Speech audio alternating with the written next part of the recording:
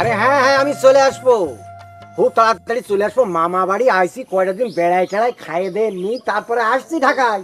ও fantastic, very fantastic. আরে না, তোমার করছি নেই, ওই ওই ওই দূরবীন দিয়ে খুব ফ্যান্টাস্টিক দৃশ্য দেখছি। হ্যাঁ সেটাই বলছি। হ্যাঁ শোনো শোনো, তুমি কোনো টেনশন করো না। দোস্ত, কে? এই তোমার না, দাঁড়াও দাঁড়াও, হ্যাঁ।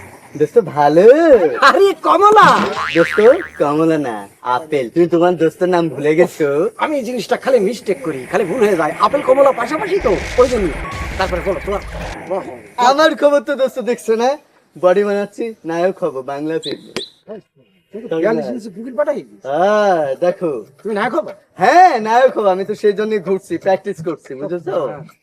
তুমি আমার সাথে এখনো যোগাযোগ কেন করছো না? কেন তুমি ফোন করছো না? জাস্ট ফর অনলি ওয়ান একটা তুমি ফোন করতে আমার। তুমি দেখতে কিভাবে এতদিন তোমার কাজ হতো দোস্ত? আরে আমার তো এখন 24 আওয়ার, 24 ঘন্টা এখন ফিল্মের লোকজনের সাথে উঠা বসা।